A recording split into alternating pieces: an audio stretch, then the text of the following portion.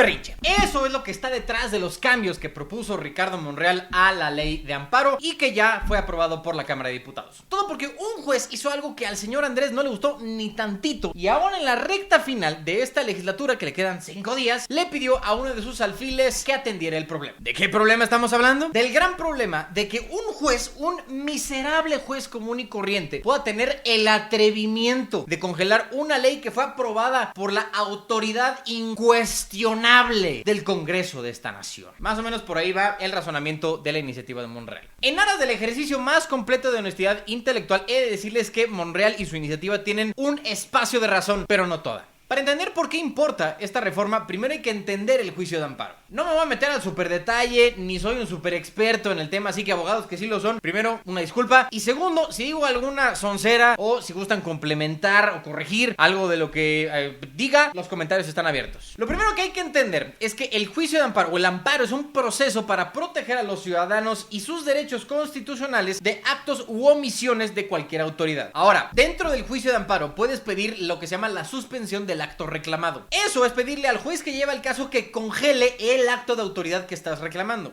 Es como ponerle pausa en lo que se resuelve el caso. ¿Por qué hacen esto? Para no dejar el juicio sin materia. Por ejemplo, el SAT te pone una multa, pero tú crees que esa multa va en contra de tus derechos. Entonces vas, pides el amparo y pides también la suspensión. ¿De qué va a servir esta suspensión? Por lo pronto no vas a tener que pagar la multa. Y hacen esto porque si pagas la multa te podría dar un poco en la madre, afectando a tus finanzas, ¿no? Y si resulta que en efecto tienes razón, esa multa no tuvo que haber pasado, pues no tuviste que haber pagado nada desde un principio y siempre puedes pagar después. La razón de esta reforma fue la suspensión que dio el juez Juan Pablo Gómez Fierro en contra de las reformas inconstitucionales a la ley de la industria eléctrica en 2021. ¿Se acuerdan de esa reforma, no? Esto de cambiar el orden de despacho para darle prioridad a las centrales de la CFE, que son más caras, y otras tantas cosas que iban en contra de la Constitución. El tema fue que la suspensión que dio el juez Gómez Fierro fue con efectos generales. O sea, no solo aplicaba para quienes pidieron el amparo, sino para todos, aunque no hubieran movido un perro dedo. ¿Y eso qué? Te estarás preguntando. Pues importa, porque uno de los principios que rige el juicio de amparo es el principio de relatividad de las sentencias, también conocido como fórmula Otero. En términos ciudadanos, eso es que cualquier cosa que esté dentro del juicio solo va a aplicar para quien pidió el amparo y nadie más. En el caso que decía yo de la multa, si yo llego a ganar el amparo, me salvaría a mí de pagar esa multa y ya. Si alguien más tiene un caso parecido, pues ese alguien más va a tener que tramitar su propio amparo. Entonces, ¿por qué el juez Gómez Fierro se tomó esa libertad creativa con dos amparos que iban en contra de las reformas a la ley de la industria eléctrica? Por un tema de competencia económica que casualmente es su especialidad.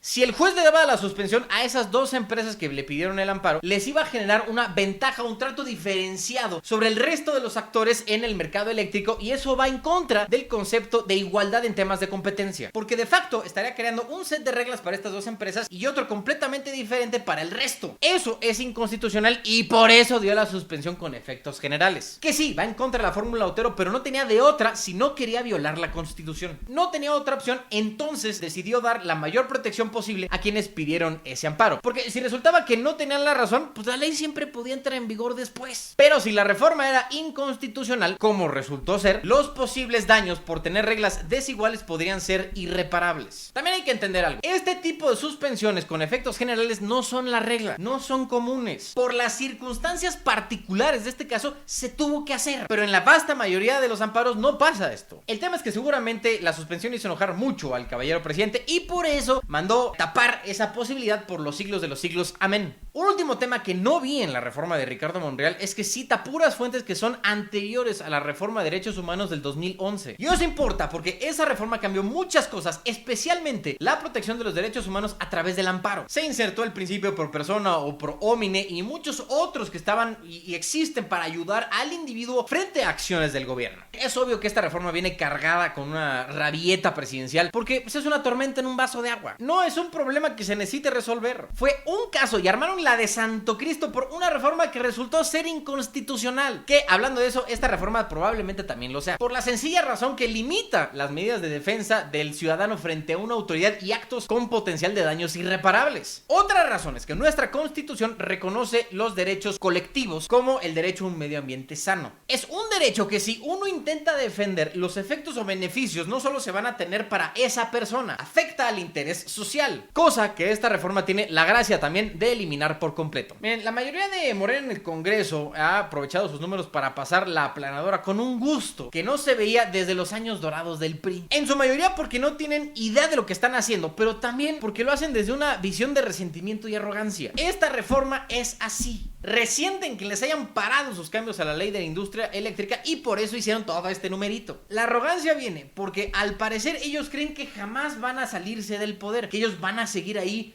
para siempre. Ahorita les conviene que no haya suspensiones con efectos generales, pero ¿qué tal que luego regresan a la oposición, como pues puede llegar a pasar, y quieren defender un derecho colectivo? ¿Cómo le van a hacer? Van a fracasar por su propia reforma. Sería extremadamente irónico y muy triste.